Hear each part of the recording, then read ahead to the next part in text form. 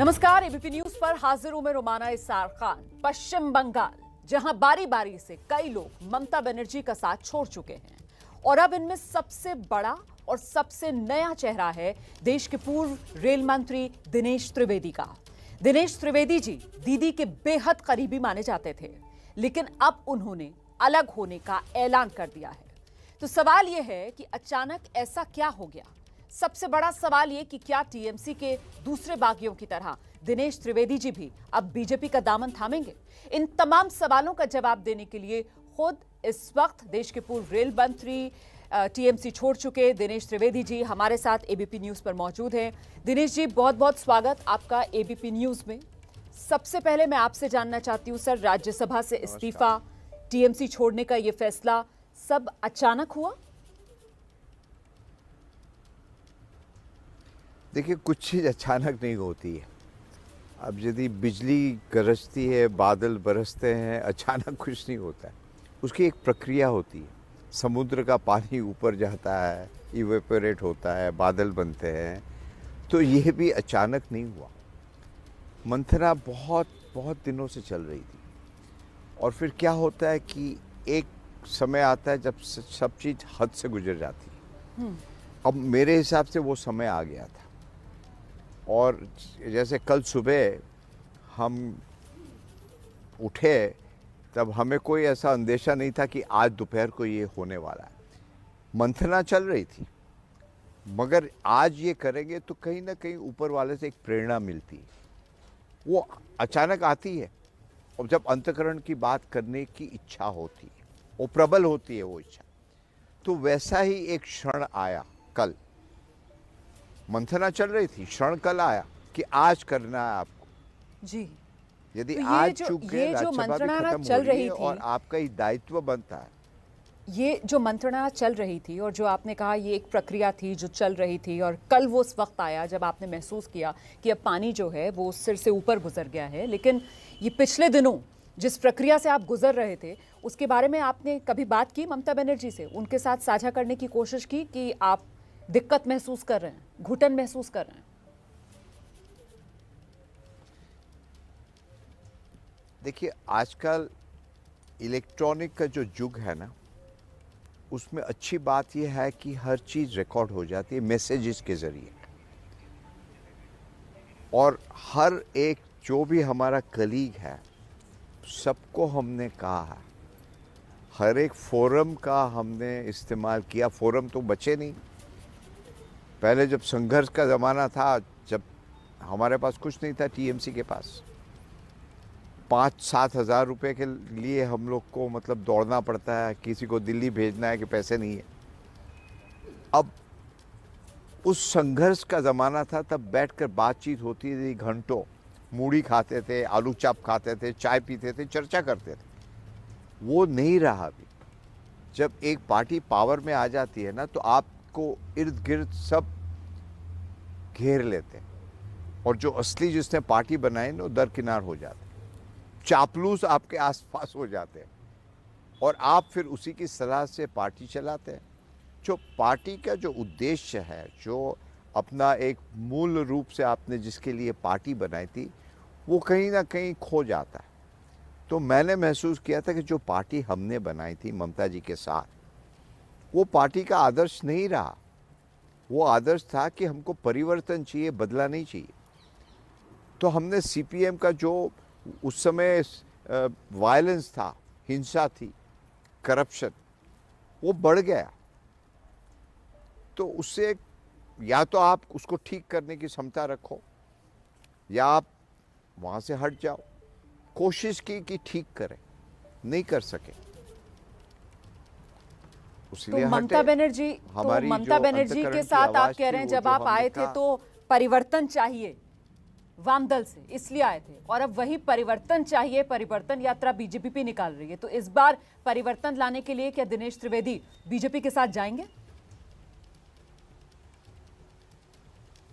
देखिए, पहले तो क्या है कि हमको जो करना चाहिए था वो हमने किया। अब उसके बाद तो पहले तो हम अपने आप को अपने आप से जोड़ लें, क्योंकि अभी तक तो बेड़ियाँ बंधी थी पानी की, अब खुले आसमान में बैठे हैं। हम अपने आप में मंथना करेंगे। और हम लोग पॉलिटिक्स में क्यों आते हैं? पॉलिटिक्स में आते हैं देश के लिए। देश सर्वोपरि होता है।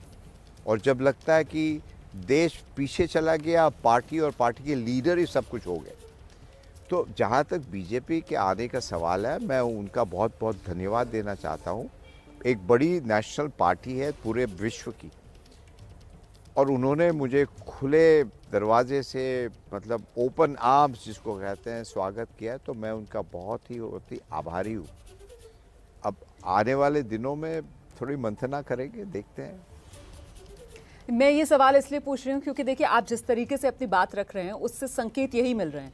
ये वो बिल्कुल शब्दावली बीजेपी वाली है। जिस तरीके से अभी आपने देश पहले, नेशन फर्स्ट वाली बात की, आपने परिवर्तन की बात की, तो इससे संकेत यही जा रहा है कि दिनेश त्रिवेदी बीजेपी में जाएंगे। और बीजेपी की तरफ से तो आपके लिए बिल्कुल स्वागत में एक तरीके से, वो कहते हैं ना, रेड कार्पेट, लाल कालीन बिछा दिया है। तो इसलिए अब अगला पड़ाव दिनेश त्रिवेदी का बीजेपी होने जा रहा है, ये मान लिया जाए।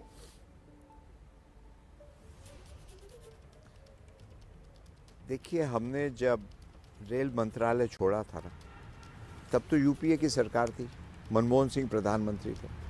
हमने उस वक्त क्या कहा था? उस वक्त भी यही कहा था कि देश सबसे सर्वोपरि है। देश है तो पार्टी है, पार्टी है तो पॉलिटिकल फोरम होता है। मगर जब पार्टी में लीडर और कर्मचारी का यदि संबंध हो जाए कि लीडर है और आप कर्मचारी हो, ऐसे नहीं चलता। गांधी जी जब आंदोलन करते थे तो सब सहकारी होते थे, सब आपके आंदोलन में शामिल होते हैं, सब कलीग्स माने जाते हैं। ये जो कल्चर आ गया है ना, वो कल्चर मैं समझता हूँ कि देश को आगे करो। और बीजेपी की यही जबान है, वो राष्ट्रवादी यदि जबान है, और हम आरएसएस को भी बहुत करीब से देखते हैं, उनका भी यही संदेश है कि देश सर्वोपरि है। तो हाँ, बिल्कुल हमारा वही है उनका एजेंडा, तो हमारा एजेंडा वही था, है और रहेगा। तो एजेंडा मैच कर रहा है। दिनेश त्रिवेदी का एजेंडा जो है फिलहाल बंगाल की राजनीति में टीएमसी से नहीं, लेफ्ट कांग्रेस से नहीं, सबसे ज्यादा नजदीक बीजेपी के और आरएसएस के है। यही बता रहे हैं आप? विचारधारा आपकी इस वक्त बीजेपी से ज्यादा मिलती हुई नजर आ रही है? नहीं, देखिए, हम एक बात बताएं कि हर एक पार्टी में अच्छे लोग होते हैं जी। तो हमेशा मेरा संदेश, अच्छे जो कहते हैं, जो सेवा करना चाहते हैं, हम उनको कहते हैं कि आप सोच लीजिए कहाँ जाना है। मगर अच्छे लोगों को पॉलिटिक्स में आना ज़रूरी है, क्योंकि अभी पॉलिटिक्स की छवि ऐसी है ना, कोई भी यंगस्टर्स को आप पूछ लीजिए, स्टूडेंट को, वो पायलट बनेगा, इंजीनियर बनेगा, डॉक्टर बनेगा, पॉलिटिशियन नहीं बनना चाहता। अब पॉलिटिक्स से परहेज नहीं होना चाहिए। तो इसीलिए अच्छे लोगों की ज़रूरत है। कोई भी पार्टी हो, आपके जहाँ विचार मिलते हैं, आप जाइए वहाँ। प्रधानमंत्री नरेंद्र मोदी की आपने खुले मन से संसद में कल तारीफ की।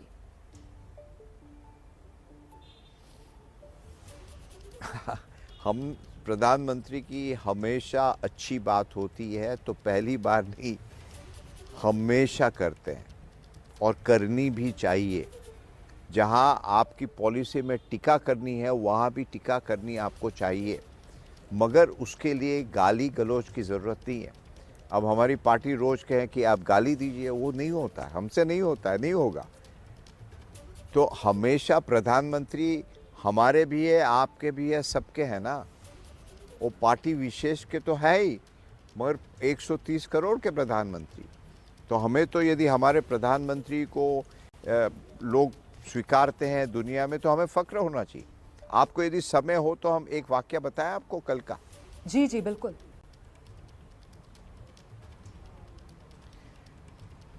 देखिए, पार्लियामेंट में जब जाते हैं ना, तो रूटीन कोविड का टेस्ट कराना पड़ता है। कल हमारा कोविड का टेस्ट कराने के लिए एक सज्जन आए। तो हम जब राजनीति में होते हैं तो जस्ट बात करने का मज़ा आता है।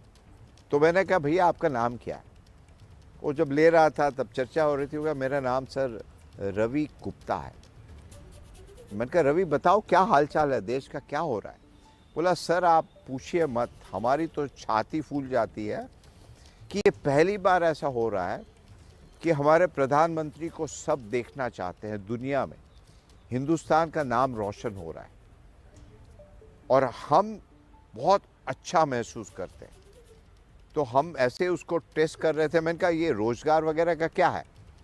तो बोलता है सर जो झुग्गी झोपड़ी में गरीब रहता है ना, वो हमेशा देश की फिक्र करता है और वो जब देश देखता है कि देश के प्रधानमंत्री पर हम विश्वास कर सकते हैं, ये पूरे मंत्रिमंडल पर हम विश्वास कर सकते हैं, तो हमको अच्छा लगता है। तो मतलब ये कल का वाकया है। और मैंने रवि को कहा कि हम तुम्हारी बात करेंगे, हमको मौका मिला था मीडिया में। तो अब साधारण जनता का ये रिएक्शन है और आपको पार्टी क्या की माना तरफ से कहा जाए कि रोज दिनेश गाली गलौज त्रिवेदी करो। ठीक है, अब ठीक है। तो क्या माना जाए कि दिनेश त्रिवेदी जो हैं उन्होंने माना टीएमसी को माना छोड़ा ममता माना बनर्जी की वजह से, कि ममता बनर्जी इस तरीके से बदल गई, गाली गलौज पार्टी की तरफ से की जाए, इस तरीके की नसीहतें आप लोगों को मिल रही थी? या फिर ये माना जाए कि प्रधानमंत्री नरेंद्र मोदी की जो छवि है और जो उनका काम है उससे आप इतने प्रभावित हुए कि आपने मन बना लिया कि अब अगर आप देश सेवा करेंगे तो बीजेपी के साथ मिलकर? जैसे अब की बात नहीं होती। आप जैसे राजनीति में आते हैं, 1984 में हम आए, तभी से देश सेवा की भावना है, उसी भावना को लेके चल रहे हैं। और ऐसा नहीं कि आज परिवर्तन हो रहा है। अब जहाँ जहाँ जाते हैं, जहाँ जहाँ होता है, कुछ काम कर सकते हैं। और हमारा कहने का मकसद यही है कि आपका यदि गुणगान होता है, जैसे कोविड का मान लीजिए जी, आप मानेंगे ना, मेरे साथ सहमत होंगे कि हिंदुस्तान ने बहुत अच्छे कदम उठाए कि आज कोविड का डर ही चला गया। हम लोगों को कहते हैं भैया कोविड कम हो गया है, दिमाग से चला गया, मगर एटमॉस्फेयर में अभी भी है, तो थोड़ा मास्क तो पहनना पड़ेगा।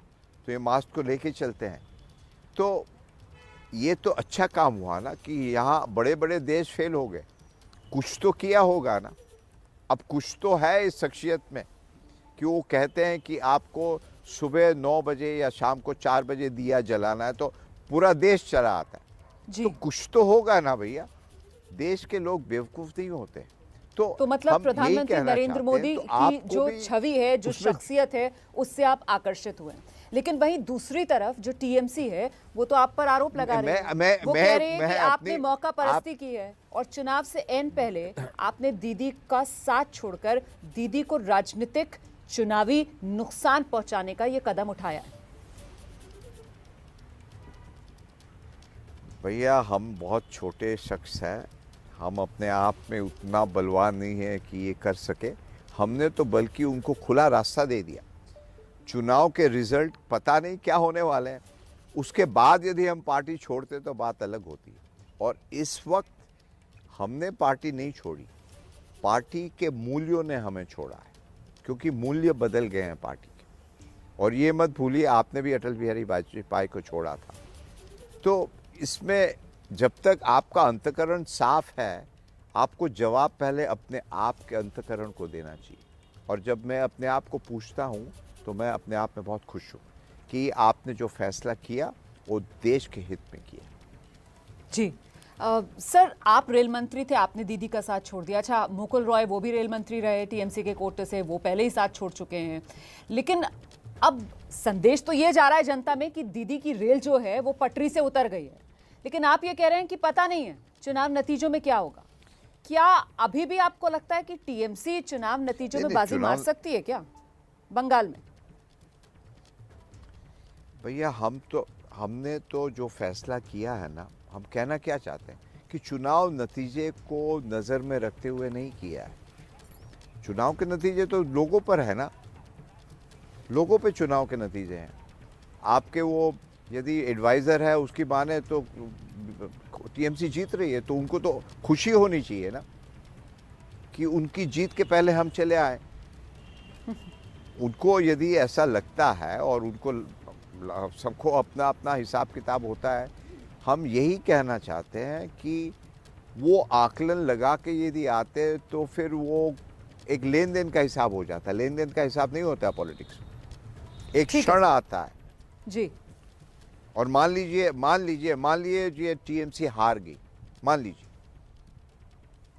और बुरी तरह से हारी, और उसके बाद हम छोड़ते तो आप क्या कहते? वो उस समय की बात अलग होती। और इस चुनाव के संघर्ष में यदि आपका कोई रोल है ही नहीं, क्या हम जाकर अब नड्डा साहब की गाड़ी को जब अटैक हुआ हमने उसका विरोध किया, तो पार्टी ने मेरा विरोध किया, तो हम क्या बोलते हैं कि भाई नड्डा साहब की गाड़ी को अटैक किया, ये बंगाल का कल्चर है, यही कल्चर हम आगे बढ़ाएंगे? आप बताइए मुझे। हमें तो लोगों को जवाब देना पड़ता है ना। अब लोग कहते हैं कि अब नड्डा साहब आए, इतने वरिष्ठ है। मैंने कहा वरिष्ठ नहीं, एक नागरिक पर भी अटैक नहीं होना चाहिए। तो ये कैसा बदलाव हमने दिया? हम तो जवाबदारी है ना, पार्टी को सिर्फ नहीं, जनता को जवाब देना पड़ता है। और लेकिन हमने ममता निंदा बनर्जी की तो उस कहती है अटैक कि की, हिंसा वायलेंस जो की है वो हमेशा। बीजेपी करवाती गांधी ने है। चोरी चोरा का। ममता बनर्जी तो ये कहती हैं कि हिंसा बीजेपी करवाती है, भैया उसके शासन तो कार्यकर्ता जो हैं वो हिंसा करते हैं। शासन किसका है? शासन तो अभी आपका है ना, शासन तो बीजेपी का नहीं है। अब जिसके शासन में होता है हिंसा, दोषी जो शासन चलाता है, या तो आप शासन ठीक से नहीं चला सक रहे हो, तो उसमें लोग इतने बेवकूफ़ नहीं होते। हमेशा करप्शन की निंदा करनी चाहिए, करप्शन से मुक्ति मिलनी चाहिए, हिंसा से मुक्ति मिलनी चाहिए। पश्चिम बंगाल को 22वीं सदी में ले जाना है और सक्षम है, उसके लिए शांति चाहिए।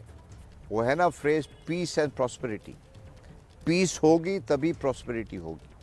दंगा फसाद करप्शन से प्रॉस्पेरिटी नहीं होगी, लोग भाग जाएंगे। आप तो हमको कह रहे हैं पार्टी से लोग बंगाल होनहार बच्चे क्यों बाहर जा रहे हैं, तो आप बोलेंगे कि ये आपने बंगाल से गद्दारी की, आप बाहर चले गए। क्योंकि वो जानते हैं कि बंगाल में अभी इस हालात में नहीं होगा। जब हमने परिवर्तन की बात की थी तो लोगों को श्रद्धा थी, उसीलिए लोगों का आशीर्वाद मिला। अब उसमें हम खरे नहीं उतरे तो हम क्या करें, बताइए आप। ठीक है सर, आपने वो गद्दारी वाला शब्द जो इस्तेमाल किया, दरअसल 2019 में आप लोकसभा चुनाव हार गए थे, बावजूद इसके टीएमसी ने आपको राज्यसभा भेजा। अब टीएमसी के नेता तो यहाँ तक कह रहे हैं कि एहसान फरामोशी दिनेश त्रिवेदी ने की, कल आपको गद्दार तक कह रहे थे। उनको पूरा हक है कहने का, मगर पॉलिटिक्स में कोई देता और लेता नहीं है, कोई दाता नहीं होता। यदि वो समझते हैं कि दाता है, वही एटीट्यूड पे हमें इतराज है। अरे भाई, आप देने वाले कौन होते हो? ये जनता होती है, और जनता होती है, वो जनता तय करती है। चुनाव में हार जीत होती है, मगर यदि आप ये जो एटीट्यूड है ना जी, कि मैं ही सब कुछ हूँ, हम ही सबको देते हैं, आप लेने वाले हो, हम देने वाले। राजनीति में ना तो कोई देने वाला होता है, ना तो कोई लेने वाला होता है। अहंकार का जिक्र कर रहे हैं आप जनता यहाँ की पर। सेवा करते हैं। ममता बनर्जी के अहंकार को आप रेखांकित कर रहे हैं, बिल्कुल ये बातें यही नहीं, जो हम ममता बनर्जी की बात नहीं करेंगे। जो भी इस शब्द का इस्तेमाल करता है कि हमने दिया, आप कौन होते हो देने वाले? जनता होती है। आपको किसने दिया? जनता ने दिया ना।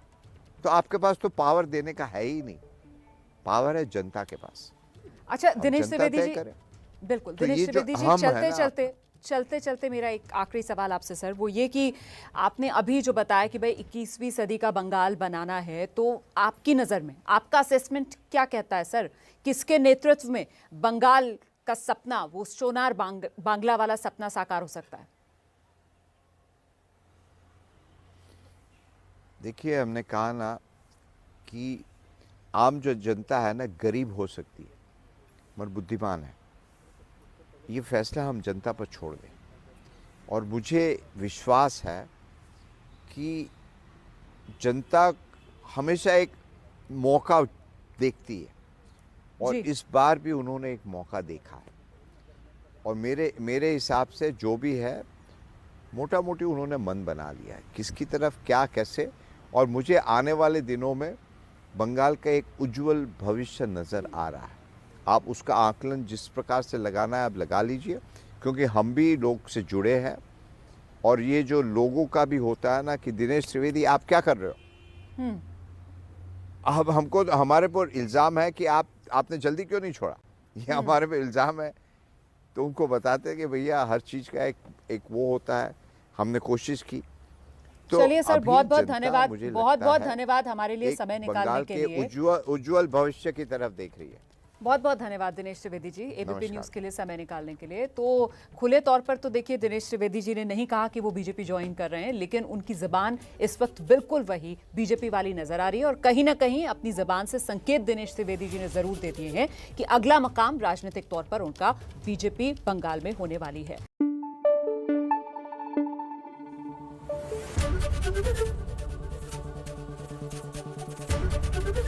एबीपी न्यूज आपको रखे आगे।